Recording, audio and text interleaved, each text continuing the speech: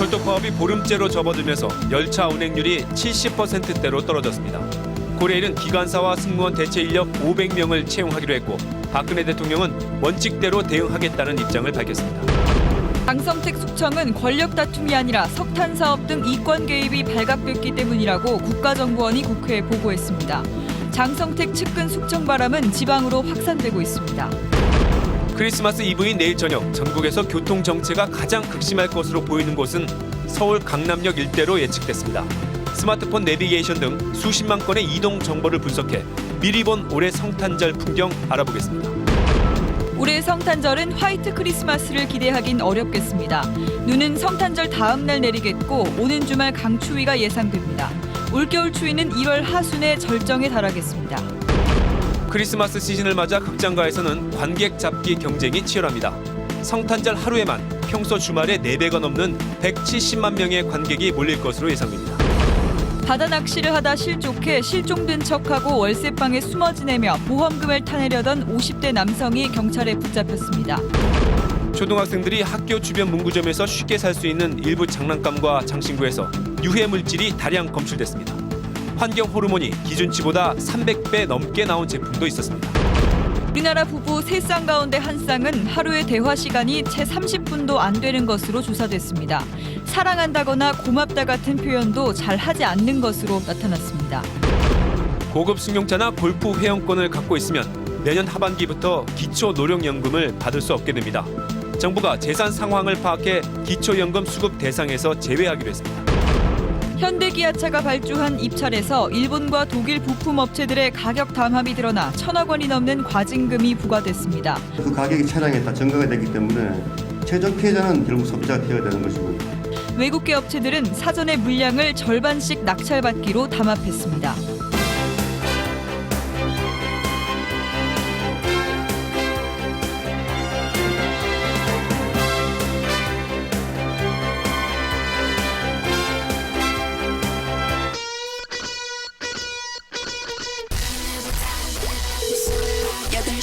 뉴스 볼 시간. 친절한 노티소리가 8시를 알려드립니다. 여러분 안녕하십니까? 철도 파업이 더욱 강대강으로 치닫고 있습니다. 코레일이 파업 인력을 대체할 신규 인력 500명을 뽑겠다고 밝혔습니다. 철도 노조는 안전까지 무시한 협박이라며 반발하고 있습니다. 정동욱 기자가 보도합니다. 코레일 최연애 사장은 오늘 파업 장기화에 따른 인력 충원 차원에서 경력자 중심으로 계약직 사원 500명을 새로 뽑겠다고 밝혔습니다. 이들 중 300명은 기관사 인력으로 현재 파업 기관사의 업무 복귀율은 1% 미만입니다. 최 사장은 다음 주부터는 운행률이 60%대로 하락할 전망이어서 충원이 불가피하다고 밝혔습니다. 이들은 교육 과정을 거쳐 다음 달 중순부터는 현장에 투입될 예정입니다. 추가적인 인력 충원 계획과 차량 정비 등에 대한 외주화 계획을 수립하겠습니다. 철도노조는 신규 채용이 노조를 향한 협박이라며 2주간의 교육만으로 현장에 투입하는 건 위험하다고 반발했습니다. 신규 인력 충원은 현재 파업 중인 노동자들을 자극할 뿐 안전상의 문제 등 여러 가지 문제가 발생할 수 있습니다. 코레일은 그러나 파업이 불법이니만큼 신규 채용과 대체 인력 투입을 계속하겠다고 밝혀 노사 간 간극은 좁혀지지 않고 있습니다. MBC 뉴스 정동욱입니다. 파업이 2주를 넘기면서 열차 운행률은 파업 이후 최저인 70%대까지 떨어졌습니다. 화물뿐 아니라 승객 운송에도 비상이 걸렸습니다. 민준영 기자입니다. 오늘 아침 지하철 1호선 신도림역. 전철이 도착하자 월요일 출근을 서두르는 시민들이 쏟아져 나옵니다. 오늘 수도권 전철 13, 4호선의 전체 운행률은 85%. 파업 이후 처음으로 출퇴근 시간대에도 최대 11% 운행이 감축됐습니다. 제 시간 내에 못 가고 또 뭐 그 안에 굉장히 또 사람만 붐비고 하니까 불편하지. 평소보다 차이는 없었던 것 같아요. 네, 기다리고 뭐 이러는 게. 반면 평소에 73%까지 운행이 줄어든 KTX는 제때 표를 구하지 못하는 등 승객 불편이 본격화됐습니다. 한 20분 정도만 기다렸는데 지금은 한 1시간 정도 기다려야 돼요. 새마을호와 무궁화호는 60%대의 최저 수준으로 운행됐고 화물열차는 지난주보다 높은 47%의 운행률을 보였습니다. 철도 파업 3주째를 맞아 이번 주 열차 운행률은 76%가 유지될 계획이지만 다음 주부터는 KTX가 평소의 절반 가까이 줄어드는 등 열차 운행이 추가로 감축돼 승객 수송에도 빨간불이 켜질 전망입니다. MBC 뉴스 민준열입니다. 철도 노조 파업에 대해서 박근혜 대통령은 적당히 타협하지 않고 원칙대로 대응하겠다는 입장을 밝혔습니다. 윤지윤 기자가 보도합니다.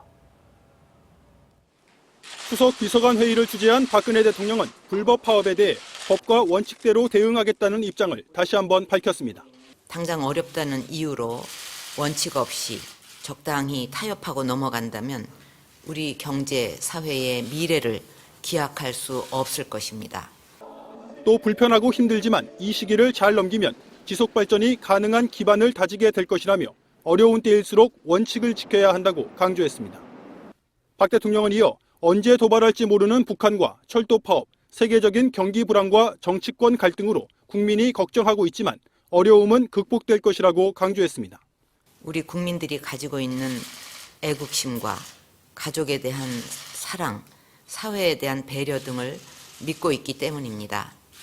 이런 가운데 박 대통령은 취임 이후 처음으로 순수 서민 생계형 사범에 대해 내년 설 명절 특별 사면을 준비하라고 지시했습니다.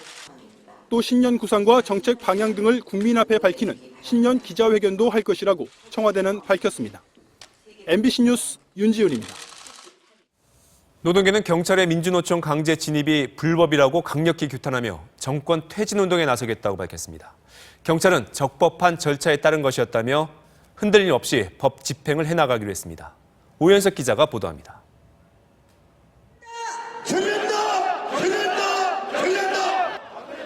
민주노총은 오늘 경찰의 강제 진입을 강력 비판하면서 민주노총이 있는 경향신문사 앞 도로에서 결의대회를 열었습니다.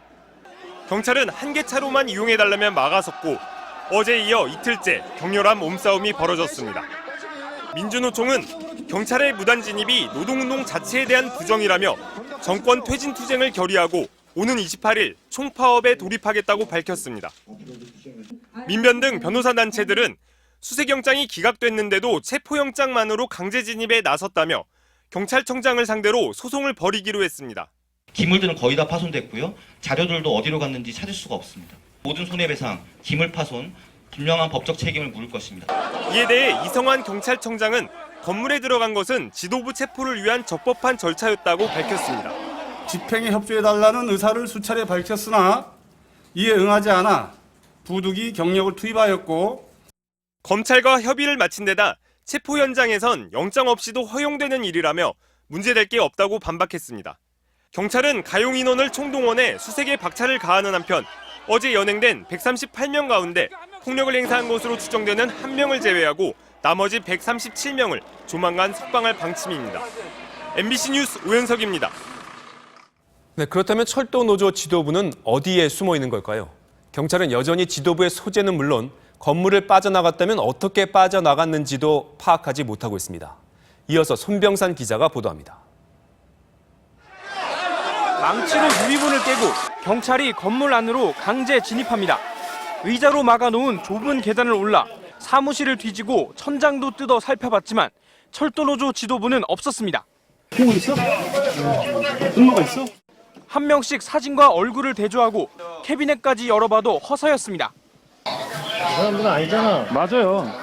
17층 규모의 이 건물에는 공연장과 경향신문 등 언론사가 입주해 있고 민주노총은 13층부터 16층까지 사용합니다. 경찰은 건물 양쪽 엘리베이터와 비상계단을 봉쇄한 뒤 13층부터 일일이 수색해 나갔습니다. 13층 아래 입주한 사무실은 수색 대상이 아니었습니다. 이성환 경찰청장은 오늘 간담회에서 지도부가 아직도 건물 안에 은신하고 있을 가능성을 배제하지 않았습니다. 건물 밖으로 드나드는 출입문은 12개, 주차장과 연결된 비상구도 있고 한때 방송국으로 썼던 건물인 만큼 내부도 복잡합니다. 경찰 병력 5,000명이 둘러섰다고 하지만 포위망을 뚫고 나갔을 개연성은 충분합니다. 경찰은 휴대전화 위치 추적을 근거로 어제 오전까지 노조 지도부 9명이 건물 안에 있다고 판단했습니다.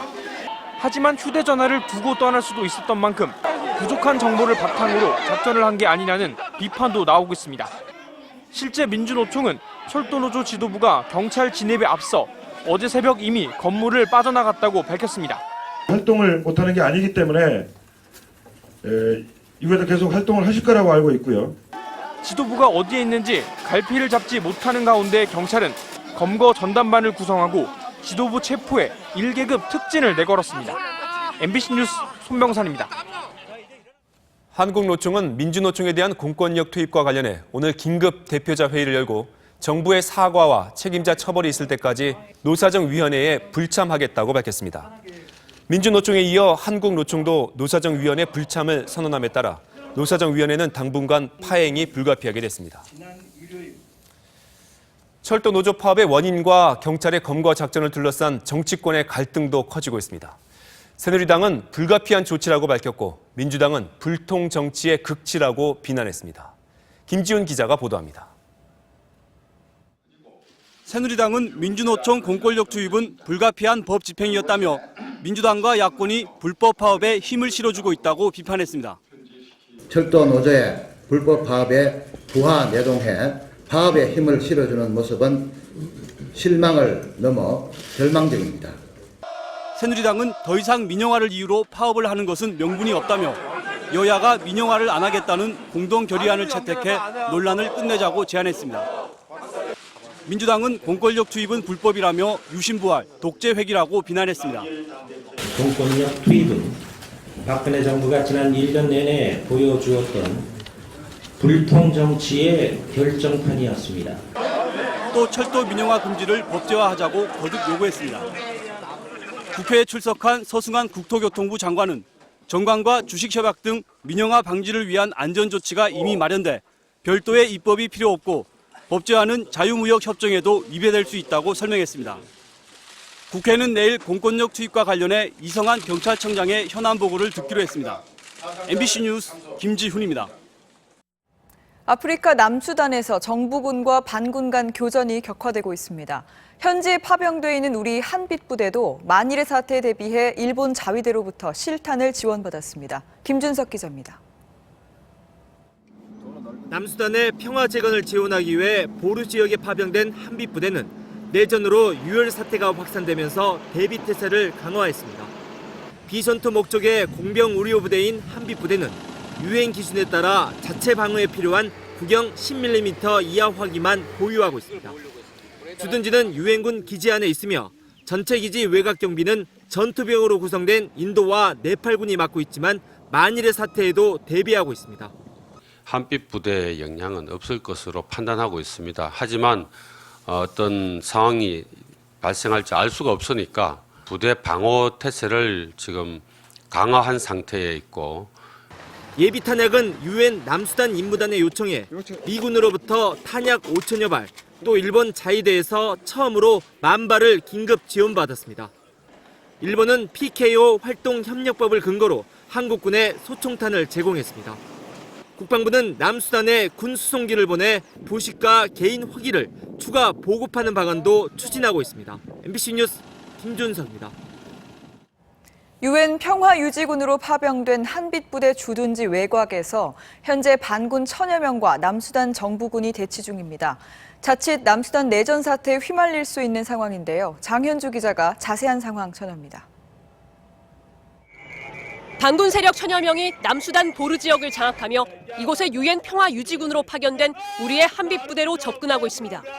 현재 반군은 한빛부대의 주둔지로부터 수십 킬로미터 떨어진 외곽까지 몰려와 남수단 정부군과 대치 중인 상황입니다. 반군의 규모는 1,000여 명이며 자동차로 1시간 남짓 떨어진 것으로 알려졌습니다. 우리 교민들의 안전에도 비상이 걸렸습니다. 정부는 현재 잔류 중인 교민 24명에 대해 안전지역으로 대피를 권유하는 등 비상조치에 나섰습니다. 안전은 확인되고 있는데 다만 저희가 최소한 이번 사태가 해소될 때까지만이라도 출국을 하도록 강력히 요청 중에 있습니다. 지난 15일부터 시작된 남수단 정부군과 반군의 내전 사태로 최소 500명이 숨지고 800여 명이 부상했습니다. 현지 시각으로 어제 미국민 철수작전 중이던 수송기가 공격당해 미군 4명도 다쳤습니다. 종족 갈등으로 시작된 남수단의 유혈 사태가 장기 내전으로 확대될 우려가 커지면서 유엔이 추가 파병을 검토하는 등 국제사회의 움직임도 빨라지고 있습니다. MBC 뉴스 장현주입니다. 국가정보원이 북한의 장성택 숙청이 권력 다툼이 아닌 이권 개입에서 비롯됐다고 밝혔습니다. 내년 초 북한의 도발 가능성도 높다고 분석했습니다. 김재경 기자입니다. 남재준 국정원장은 장성택의 숙청은 석탄을 둘러싼 이권 사업 갈등이 비화된 사건이라고 밝혔습니다. 외화벌이기구인 총정치국 산하 54부를 중심으로 알짜 사업인 석탄 사업에 장성택이 과도하게 개입했고 이 사실이 김정은에게 보고됐다는 겁니다. 장성택 측근의 월권 문제가 누적된 상황에서 이권 부분에 대한 조정 지시가 거부되자 유일 영도 위배로 결론을 내려서 장성택은 지난달 중순 이미 구금됐으며 당 정치국 회의에서 체포된 사진은 공포감을 주기 위한 연출로 분석됐습니다. 국정원은 또 장성택 측근과 김정남 망명설에 대해서는 확인해 줄 수 없는 게 아니라 전혀 사실이 아니라고 밝혔습니다. 이어 북한은 내부 불만을 잠재우기 위해 내년 1월에서 3월 사이에 도발을 감행할 가능성이 매우 높고 4차 핵실험 준비도 언제든 가능할 정도의 수준인 것 같다고 분석했습니다. 앞서 국회 정보위원회는 국내 파트 예산을 줄이고 대북 첩보와 첨단 장비 구입비를 늘리는 내년도 국정원 예산안을 여야 합의로 통과시켰습니다. MBC 뉴스 김재경입니다. 최근 모습이 공개된 김정은의 부인 리설주의 위상에는 변화가 없는 것으로 파악됐습니다. 신변 이상설이 제기된 김경희도 신변에 이상이 없다는 게 국정원 설명입니다. 김세진 기자입니다. 국정원은 김정일 사망 2주기 행사 때 62일 만에 공개석상에 등장한 김정은의 부인 리설주에 대해 아직 문제가 없다고 밝혔습니다. 리설주는 살이 좀 빠진 모습이었지만 북한은 이례적으로 리설주와 김정은이 팔짱을 낀 모습을 공개하기도 했습니다. 리설주가 장성택이 관리하던 인민보안성 협추단에서 가수 생활을 한 점 등을 근거로 퍼지기 시작한 리설주와 장성택의 추문설에 대해 국정원은 낭설이며 사실이 아니라고 설명했습니다. 장성택의 처형 이후 부인 김경희는 당 고위직 장례위원회 이름을 올렸을 뿐 공개석상의 모습을 드러내지 않고 있습니다. 지난 17일 김경희가 오빠인 김정일의 사망 2주기 행사에도 참석하지 않자 위독설에 감금설까지 제기됐지만 국정원은 김경희가 건재하다고 판단했습니다. 장성택의 숙청 이후 김경희의 건강에는 이상이 없는 걸로 알고 있다. 남편의 숙청에 따른 공개 활동 자제로 본다. 남편 장성택이 북한에서 최고 범죄에 해당하는 반당 종파 행위, 즉 최고 지도자 이외에 다른 세력을 만드는 행위로 처벌된 만큼 대외 활동을 자제할 수밖에 없다는 분석입니다. MBC 뉴스 김세진입니다. 김정일 사망 2주기 행사 이후 북한 전역에선 장성택 측근에 대한 대대적인 색출 작업이 진행 중인 것으로 전해졌습니다. 공윤선 기자입니다. 장성택 처형 이후 노동당과 각 도에 있는 측근 50여 명이 제거됐다고 대북 소식통이 밝혔습니다. 지난 18일 함경북도 양강도에서는 보위부 책임비서와 김정숙 사범대학 학장 등이 체포된 것으로 전해졌고 평양과 평안도에서도 대규모 체포가 이루어졌다고 전했습니다. 지난 19일 신의주에서는 강을 건너 탈북하려던 당 간부 4명이 체포된 것으로 알려졌습니다. 반종파 정화조란 체포조를 조직해 4월까지 숙청 작업을 마친다는 계획이며 장성택과 연계된 자들을 놓치지 말라는 지시문도 하달된 것으로 전해졌습니다. 북한 전역에서 동시다발적으로 이 숙청 사업이 벌어지고 있으며 또 이 숙청의 폭은 최고위급 간부로부터 말단의 근로자들까지 다. 우상화 작업도 계속돼 강원도 원산에 김일성과 김정일의 동상이 새로 세워졌습니다. 위대한 수령 김일성 동지와 위대한 영도자 김정일 동지의 동상 제막식을 진행하게 됩니다. 내일 김정은의 할머니 김정숙의 생일을 맞아 노동신문은 찬양 기사와 사진을 전면에 싣는 등 백두혈통 띄우기도 계속 이어지고 있습니다. MBC 뉴스 공유선입니다. 내일이 크리스마스 이브입니다. 저녁쯤이면 도로마다 차량들로 북새통을 이룰 텐데요. 어디가 가장 많이 막힐까요? 바로 서울 강남역 일대입니다. 주변 모두 1시간에 5km를 가지 못하는 극심한 정체가 예상되는데요. 어떻게 이렇게 정확히 예측하냐고요? 스마트폰 내비게이션과 콜택시 운행 정보 등 수십만 건의 이동 정보를 분석한 겁니다. 박영혜, 유충환 두 기자가 이 같은 빅데이터 분석을 통해서 이번 성탄을 전망해 드리겠습니다. 저는 지금 강남역에서 남쪽으로 1.7km 정도 떨어진 양재역입니다. 내일 저녁 예상되는 차량 속도와 비교해보기 위해 직접 강남역까지 걸어가며 시간을 재보겠습니다.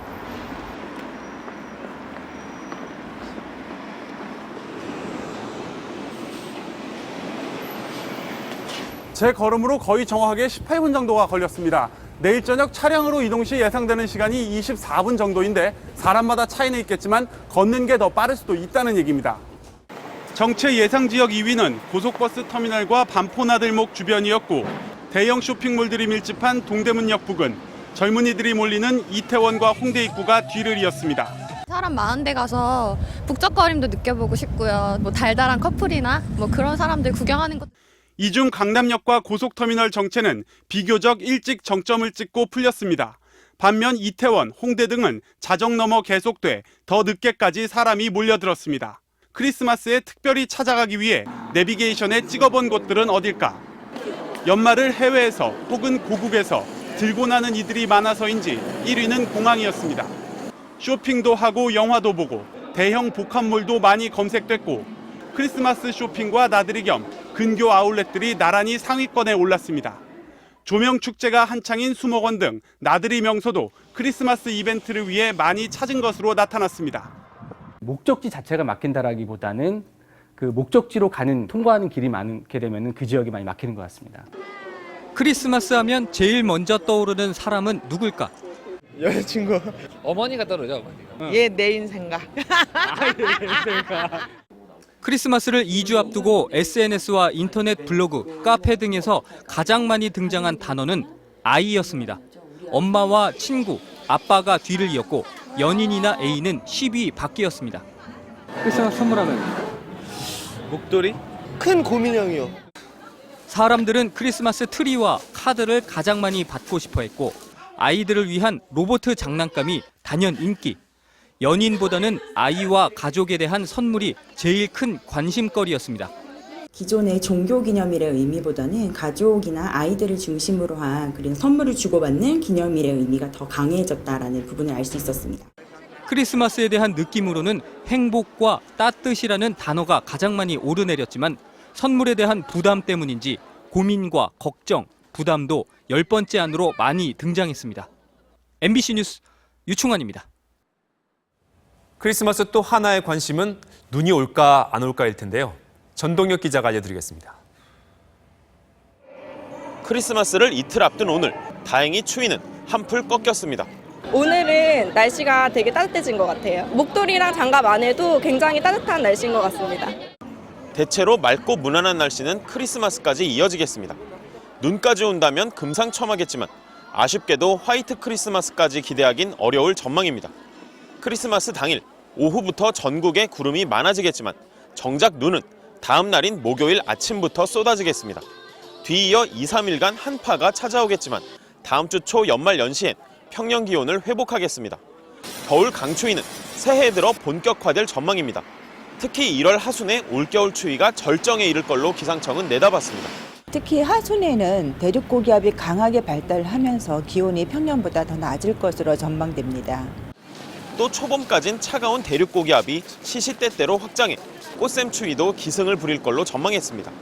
하지만 봄부터 기온이 크게 오르면서 고온 현상이 자주 나타나고 강수량도 예년보다 많을 확률이 높아 폭염과 폭우, 잦은 태풍 등 여름철 기상 격변 가능성을 예고했습니다.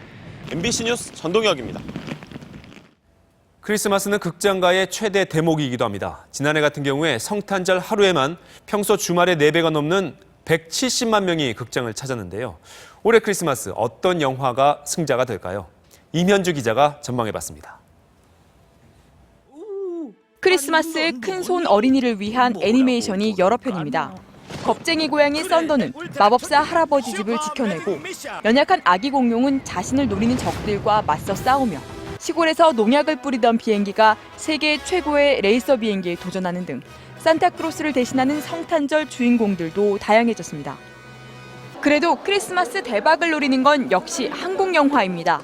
한국 영화가 대거 약진하고 관람객들의 선호도가 더 높은 시장으로 개봉 5일 만에 175만 관객을 동원한 영화 변호인과 개봉 전부터 예매율 21%를 기록하며 예매 점유율 2위에 올라선 용의자.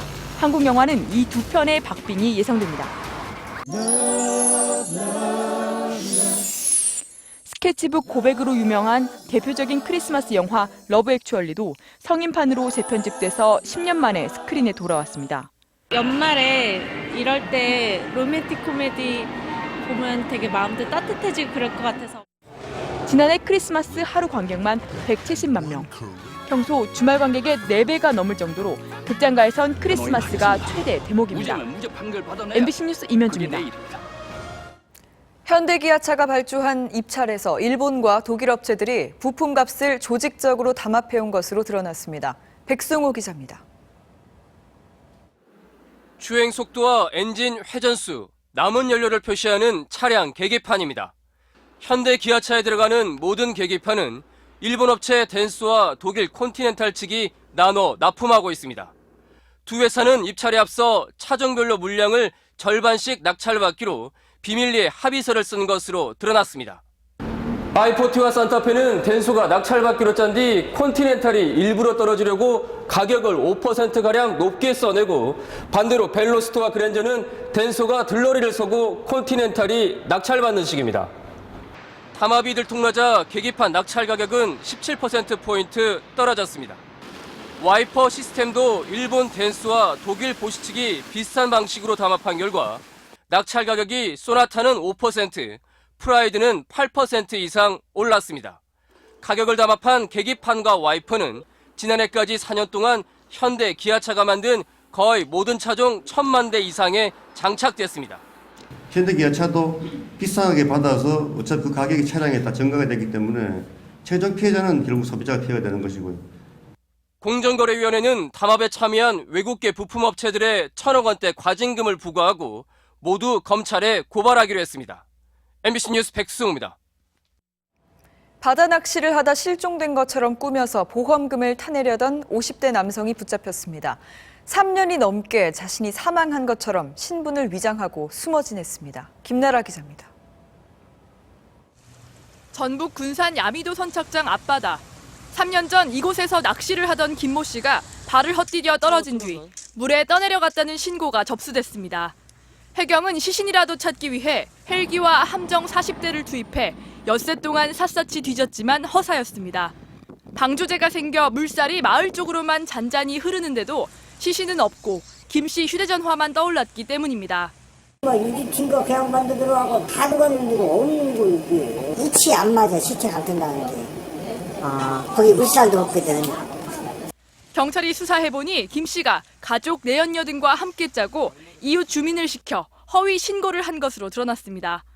실종 신고 6달 전에 다 합쳐 12억 원을 받을 수 있는 보험 상품 3개에 가입한 뒤 사망한 것처럼 위장해 보험금을 타내려 한 겁니다. 가족들이 그 아버지를 찾으려는 노력도 없이 바로 1년 경과되자마자 바로 보험금을 청구한 것 자체가 소송을 통해서 굉장히 수상했던 부분입니다. 경찰은 김 씨가 충남 천안으로 달아나 3년 넘게 가명을 쓰며 숨어 지냈지만 내연녀와 통화를 하다 은신처가 들통나 붙잡혔다며 법원에서 실종 확정 판결을 내리지 않아 보험금은 한 푼도 받지 못했다고 전했습니다. MBC 뉴스 김나라입니다. 초등학생들이 문구점에서 즐겨 찾는 장난감과 시계, 목걸이 등에서 중금속을 비롯한 유해물질이 다량 검출됐습니다. 환경 호르몬의 경우 기준치를 300배나 넘어선 제품도 있었습니다. 김윤미 기자입니다. 대전의 한 초등학교 주변 문구점. 500원에서 1,000원 정도면 쉽게 살 수 있는 장난감과 장신구가 아이들에게 인기입니다. 꼬아서 그냥 만드는 거예요. 장난감 이런 거. 열쇠고리 같은 거 만든다고 만드는 거예요. 소비자원 조사 결과 이런 제품에서 환경 호르몬인 프탈레이트계 가소제가 기준치의 23배, 손목에 차는 시계 밑면에선 152배, 반지는 304배까지 검출됐습니다. 남학생들에게 인기가 많은 군번줄 목걸이에선 중금속인 크롬이 기준치의 5.5배나 나왔습니다. 초등학교 주변 문구점 10곳에서 수거한 22개 제품 가운데 완구와 장신구 등 6개 제품이 유해물질 덩어리였습니다. 이들 두 개 제품은 환경 호르몬은 물론 발암물질인 카드뮴이 기준치의 4배 이상 초과 검출됐지만 품목이 불분명하다는 이유로 안전관리 대상에 포함돼 있지 않은 것으로 나타났습니다. 소비자원은 불량 제품에 대해 리콜 조치를 내리는 한편 안전관리 대상에서 빠진 어린이용품도 포함시켜줄 것을 국가기술표준원에 건의하기로 했습니다. MBC 뉴스 김윤미입니다.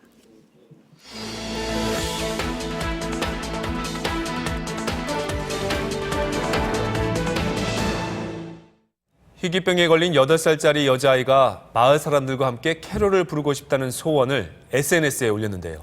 성탄절을 앞두고 작은 기적이 일어났습니다. 고은상 기자입니다. 산타로 분장한 사람들을 비롯해 수많은 인파가 한 집 앞에 모여듭니다. 길거리를 가득 메운 만 명의 사람들이 한 목소리로 캐롤을 부르기 시작합니다. 이들은 힘겹게 투병 중인 8살 소녀 델라니를 응원하기 위해 모였습니다. 지난 5월 백혈병의 염색체 이상이라는 진단이 내려진 델라니는 길어야 몇 주밖에 살지 못한다는 시한부 선고까지 받았습니다. 7달을 넘게 버틴 소녀는 다시 크리스마스를 보기 힘들 것 같다며 생일이었던 지난 20일 마을 사람들과 함께 캐롤을 부르고 싶다는 소원을 SNS에 올렸습니다. 그리고 하루 만에 만 명의 사람들이 델라니의 집 앞에서 1시간 동안 캐롤을 부르는 감격스러운 장면을 연출한 겁니다. I can't even express how I feel. 같은 시각 델라니는 침상에서 노래를 듣고 있다며 사랑한다고 엄지손가락을 든 사진을 올렸습니다. 이 소식이 퍼지면서 생사의 갈림길에 서 있는 8살 소녀에게 크리스마스에 기적이 일어나길 바라는 마음이 곳곳에서 모이고 있습니다. MBC 뉴스 고은상입니다. 네, 인생의 동반자라는 부부. 하지만 정작 하루에 대화를 나누는 시간은 얼마나 될까요? 우리 부부 3쌍 중 1쌍은 하루에 30분도 서로 대화를 나누지 않는 것으로 조사됐습니다. 전봉기 기자가 보도합니다. 언제나 서로 바라보며 끝없이 얘기할 것 같던 시절이 지나고 부부는 그나마 밥 먹는 자리에 대화마저 티격태격하는 말로 마무리합니다. 왜 그런 농담을 해? 그냥 뭐 재밌자고. 영화가 아닌 현실에서도 부부 생활은 그리 다르지 않습니다. 바쁜 직장 생활 탓에 함께할 얘기거리도 없는 게 현실입니다. 피곤하니까 또 내일 또 준비해야 되고 그러니까 주말에 몰아서 하던지. 인구보건복지협회가 부부 1000명을 대상으로 조사한 결과 하루에 30분도 대화하지 않는다는 부부가 38%에 달했습니다. 그나마 대부분은 밥 먹을 때 이루어져 따로 시간을 내 대화하는 경우는 드물었습니다. 주제도 자녀 교육과 가족 건강이 대부분으로 부부 자신들의 관심사나 관계에 대해 얘기하는 경우는 적었습니다. 작년에만 11만 쌍 넘게 헤어질 정도로 이혼율이 급증하는 상황을 반영한다는 분석입니다. 문제가 있어도 이거를 해결하지 못하고 차츰 쌓이면서 부부관계가 소원해지고 그러다 보면 가족의 위기라든가 해체라든가. 가족의 날 캠페인처럼 일주일에 하루는 일찍 귀가하는 문화를 활성화하고 집에선 컴퓨터나 스마트폰 대신 얼굴을 맞대고 얘기하는 노력이 필요하다는 지적입니다. MBC 뉴스 전봉기입니다. 경제적인 여유가 있으면서도 재산을 자녀 명의로 돌려놓고 기초노령연금을 챙겨온 노인들이 적지 않았습니다. 앞으로 이런 사람들 기초연금 대상에서 제외됩니다. 차주혁 기자가 보도합니다. 서울 개포동의 류도관 할아버지. 매달 10만 원이 넘는 약값에 난방비까지 들어가는 할아버지에게 9만 원 남짓한 기초노령연금은 중요한 생계수단입니다. 하지만 바로 옆 타워팰리스에 사는 일부 부자 노인들도 똑같이 연금을 받는 건 납득이 되지 않습니다. 타워팰리스 사는 사람하고 이런 학고방에서 사는 사람하고 똑같이 비례한다면은 그 정책이 잘못된 거 아닙니까? 부자 노인들의 이 같은 부당 수급을 막기 위해 정부가 개선책을 냈습니다. 먼저 골프나 콘도 등 고가 회원권은 액면가 그대로 소득으로 잡힙니다. 배기량 3000cc 이상 또는 4천만 원이 넘는 고급 승용차를 가지고 있을 경우도 기본 공제 대상에서 제외됩니다. 재산을 자녀 명의로 바꾼 뒤 기초연금을 챙기는 꼼수도 철저히 가려낼 계획입니다. 대신 일하는 노인은 공제 혜택을 늘려 근로소득 172만 원까지, 부부는 246만 원까지 수급 대상에 새로 포함됩니다. 적금을 든다든가 그런 준비를 해야죠. 또 소득 인정액 기준으로 단독 가구 월 87만 원, 부부 가구 139만 원 이하가 되면 내년부터 기초연금을 받게 됩니다. MBC 뉴스 차주혁입니다. 대표적인 경제민주화법으로 꼽히는 대기업의 계열사 간 순환 출자 금지 법안이 오늘 국회 정무위원회를 통과했습니다. 재벌들의 경제력 남용을 막자는 취지입니다. 강민구 기자입니다. 이건희 회장 등 삼성그룹 총수 일가가 가진 에버랜드의 지분은 46%. 에버랜드가 삼성생명을 소유하고 삼성카드, 삼성전자, 삼성물산 등으로 이어지는 복잡한 순환출자 고리를 만들어 그룹 전체 주식 가운데 1.27% 지분율만으로 이 회장 일가는 그룹 전체를 지배하고 있습니다. 국회 정무위를 통과한 공정거래법 개정안은 대기업 계열사 간 신규 순환출자를 원칙적으로 금지했습니다. 다만 기존 순환출자는 해소하는 비용이 천문학적인 만큼 그대로 인정해주기로 했습니다. 신규의 경우에도 계열사 간 합병이나 구조조정 과정에서 발생한 순환출자는 예외적으로 허용했습니다. 신규 순환출자 금지는 불가피하고, 그렇다면 이제 기업 구조조정은 촉진을 할 수 있게 해줘야 되겠다. 자산합계 5조 원 이상의 대기업 집단이 신규 순환출자 금지 대상.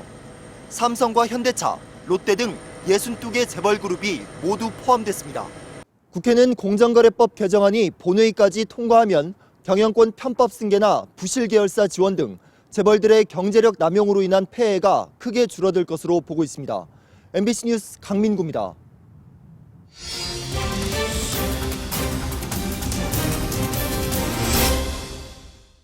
새 정부 출범 이후에 국회 성적을 매기라면 몇 점을 주시겠습니까?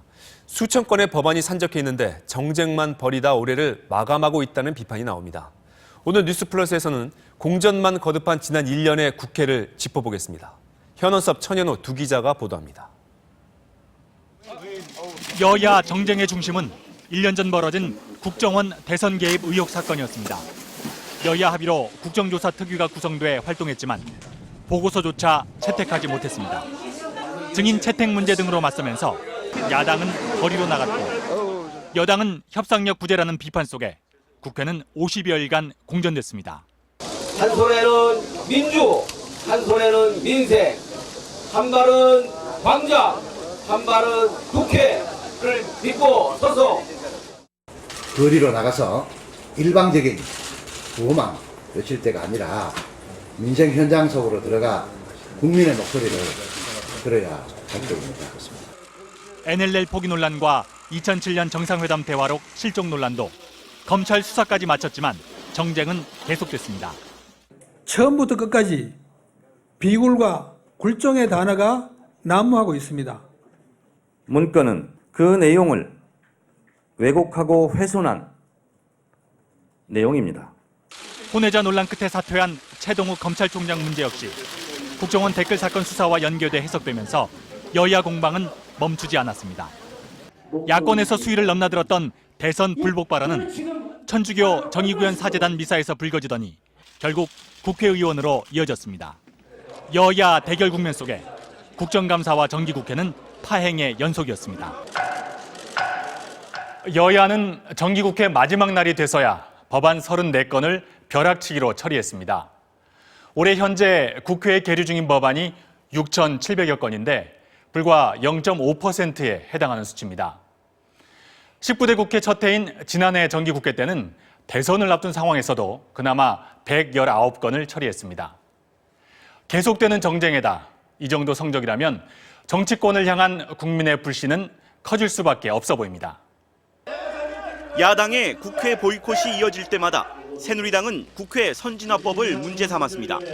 각계에서 선진화법의 문제점이 지적되기도 했지만 우선은 대화 노력이 필요하다는 논리에 선진화법 무용론은 묻혀버립니다. 여야 간 대화가 성사되더라도 성과를 내기는 쉽지 않았습니다. 여당은 협상력이 떨어진다. 야당은 일방적 주장만 반복한다는 비판이 나옵니다. 민생에 대해서도 얘기하고 시간을 넘어가면서 최대한 많은 이야기를 다 했어요. 많은 얘기가 오갔지만 정답은 하나도 없었습니다. 정쟁, 정치권의 싸움은 권력 쟁취를 위해 어찌 보면 당연한 것일 수도 있습니다. 하지만 다음 선거의 승리만을 위해 치달을 경우 말 그대로 싸움만 남게 됩니다. 정파와 정당의 이기주의라는 겁니다. 정파적 이익에 따라서 지금 국정 운영에 참여하고 또 반대를 하고 있는지 아닌지를 자숙하는 정말 통렬하게 반성하는 시간을 가져야 된다고 봅니다. 정책 실종이라고 비판을 하면서도 정책보다는 여야의 정쟁에 보도를 따라간 언론의 책임도 지적되고 있습니다. 내년 지방선거, 또 2년 뒤 총선, 또 1년 뒤 대선, 숨가쁘게 다가올 선거들을 앞두고 대화와 타협이 사라진 정치권에서 국민만을 위한다는 여야의 목소리는 진심으로 들리지 않습니다. MBC 뉴스 천현우입니다. 어젯밤 경남 마산항에 정박 중이던 대형 화물선에서 불이 나 17시간 만에 완전 진화됐습니다. 꺼진 줄 알았던 불이 다시 훨훨 타올랐기 때문인데 부정석 기자가 취재했습니다. 정박 중인 대형 화물선이 검은 연기에 휩싸입니다. 소방관들이 쉴 새 없이 물을 뿌려보지만 불길이 너무 거셉니다. NT가 바보다 선적인 11,000톤급 8마로라호에 불이 난 것은 어젯밤 9시쯤. 불은 화물선 중앙의 화물칸에서 시작됐습니다. 나무를 꼬박하는 과정에서 사고 있는 나무에 점화돼가지고 화재가 났을 가능성도. 일단 화재 발생 2시간 만에 소방대원들이 1차 진화를 마쳤습니다. 그리고는 화물칸의 물건 손상 방지를 하면서 불씨를 없애기 위해 분말 이산화탄소를 주입하고 철문을 닫았습니다. 하지만 8시간 뒤 와서 보니 꺼진 줄 알았던 불씨가 되살아났습니다. 선박 내는 아직 구조가 복잡하고 이래서 지금 저희들이 진압하기 어렵고, 더군다나 지금 해풍이 불어가지고 이 불로 화물칸에 있던 2,200톤의 철제 배관과 선정용 나무 상자가 모두 불에 탔습니다. 화재 당시 선장을 포함해 선원 17명은 긴급 대피해 인명피해는 없었습니다. MBC 뉴스 부정석입니다. 겨울 별미인 과메기의 원조는 청어 과메기라고 하죠. 몇 년 동안 청어가 없어서 보통 꽁치로 만들었는데 올해 동해안에 청어가 풍어를 이루면서 원조가 돌아왔습니다. 한기민 기자입니다. 겨울 바닷가 덕장마다 과메기가 주렁주렁 걸려 있습니다. 겉에는 푸른 은빛이 돌고 두툼한 속살에선 노르스름한 기름이 촉촉히 배어나옵니다. 꽁치가 아닌 청어입니다. 1970년대 이후 어획량이 줄면서 명맥이 끊기다시피 했던 청어 과메기가 올 들어 풍어를 이루면서 다시 등장한 겁니다. 반으로 가른 꽁치는 사나흘을 말리지만 청어는 열흘을 말려야만 과메기로 완성됩니다. 바람, 공기, 그리고 바다의 깨끗한 물, 이렇게 청정지역이다 보니까 전국에 어디에 내놔도 당당하게 자부할 수 있습니다. 가격은 20마리 한 두rum에 꽁치와 같은 15,000원이지만 씨알이 굵어 양은 2배입니다. 식감도 쫀득쫀득해 인기를 얻자 청어가 몰리는 영덕군은 특산품으로 개발하기로 했습니다.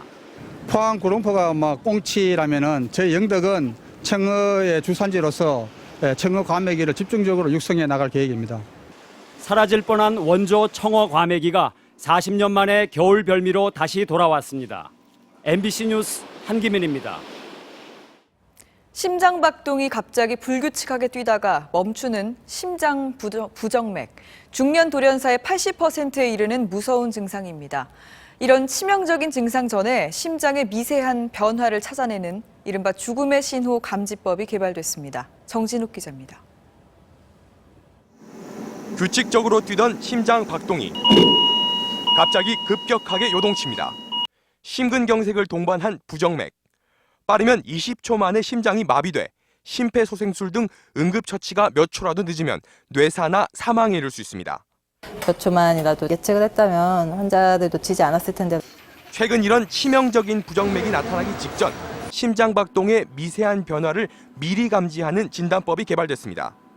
부정맥 발생 5분 전, 언뜻 정상박동과 비슷해 보이지만 박동 간격의 시차가 0.05초 이상 벌어지거나 매우 미세한 불규칙이 나타나는 등 11가지 미세한 이상 징후가 분석된 겁니다. 국내 한 병원이 20여 명의 국내 심장 환자들에게 적용해봤더니 부정맥 발생 10초 전 예측 정확도가 80%에 이르렀습니다. 누구나 이제 심실부정맥이 올 수 있기 때문에 이런 걸 예측을 하게 되면 이제 이분들의 어떤 생존율을 훨씬 더 높일 수 있는. 지금은 초단위 응급 조치가 가능한 입원 환자들에게 적용할 수 있지만 예측 시간을 30분 전까지 앞당기고 스마트폰 등으로 심장 박동을 원격 전송받으면 외래 환자에게도 적용 가능할 걸로 연구진은 내다봤습니다. MBC 뉴스 정준욱입니다.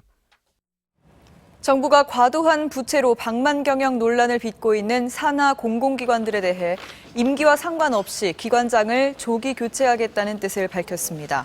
윤상직 산업통상부 장관은 한전 등 부채 비율이 높은 공기업에 대해 경비 절감을 요구하며 실적 개선이 없을 경우 이 같은 조치를 취하겠다고 강조했습니다. 앞으로 아동을 학대해 숨지게 한 경우 최대 무기징역에 처해지고 아동을 학대한 부모 등 친권자는 친권이 박탈됩니다.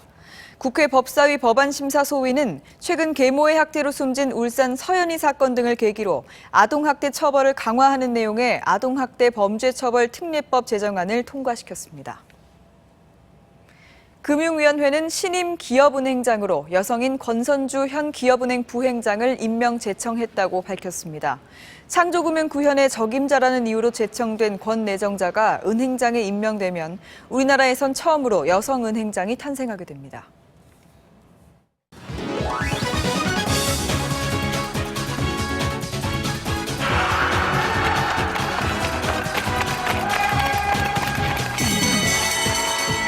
안녕하십니까. 스포츠 뉴스입니다. 스피드스케이팅의 모태범 선수가 소치올림픽을 앞두고 국내에서 마지막 실전 점검에 나섰는데요. 금메달 기대해봐도 좋을 것 같습니다. 이명진 기자가 전합니다. 모태범이 출발 신호와 함께 힘차게 얼음을 지치고 나갑니다. 흔들림 없는 자세로 역주한 끝에 가장 먼저 500m 결승선을 통과합니다. 35초 52로 가볍게 1위. 혹독한 체력 훈련 중임을 감안하면 만족할 만한 기록이라며 밝게 웃었습니다. 50일 정도 남았는데요. 소치 올림픽을 바라보고 체력 훈련을 좀 많이 한 상태고요. 지금 몸 상태는 온몸의 아래배가 힘들어 죽겠습니다. 모태범의 자신감이 넘치는 건 최근의 상승세 때문입니다. 2주 전 독일에서 치른 4차 월드컵에서 올 시즌 처음으로 500m와 1000m 금메달을 모두 거머쥐었습니다. 욕심을 버리고 초심으로 돌아간 게 주요했습니다. 제가 조금 욕심을 부려서 더 좋아지려고 하려고 제가 바꿨다가 또 기록이 너무 안 나와서 원래 제자리로 돌아오게 된 것 같습니다. 올림픽을 위해 내년 2월 세계 스프린트 선수권 출전을 과감히 포기한 모태범. 남은 기간 체력 훈련에 집중하며 상승 곡선의 정점을 소치에서 찍을 계획입니다. MBC 뉴스 이명진입니다. 홍명보 감독이 오늘 축구협회 지도자 워크숍에서 월드컵 청사진을 공개했는데요. 코치들의 분야별 강점을 최대한 활용할 계획입니다. 정규묵 기자가 전합니다. 홍명보호의 월드컵 준비, 그 화두는 전문성입니다. 먼저 가장 중요한 정보 수집을 위해 홍 감독은 러시아와 벨기에 등 유럽 축구에 정통한 두 하티니어르 코치 영입을 추진했다고 밝혔습니다. 해외 언론과 경기 자료에 의존하는 게 아니라 상대 선수들의 컨디션과 부상 여부, 심리 상태 같은 세세한 정보까지 캐낼 수 있는 적임자라는 겁니다. 무작정 저희가 내국인에서 상대 전력만 분석하는 게 아니라 아주 상대 중요한 부분까지 이 전력 분석을 하는 게 중요하다고 저는 생각하고 있습니다. 체력 분야는 이케다 코치에게 맡겼습니다. 런던 올림픽에서 우리 선수들의 체력을 최상으로 관리했고 최근 대표팀 베이스 캠프 답사에도 동행해 브라질 현지 시설을 꼼꼼히 점검했습니다. 홍명보 감독이 월드컵 경험이 4차례 이상이 있기 때문에 더 잘 준비할 거라고 생각이 됩니다. 홍 감독은 또 다음 달 초 방한하는 히딩크 감독과도 만나 첫 상대인 러시아 공략에 대한 조언을 구할 예정입니다. MBC 뉴스 정규묵입니다. 체육발전위원회가 오늘 1차 회를 열고 체육계 주요 현안의 개선 방안을 논의했습니다. 오늘의 영상입니다.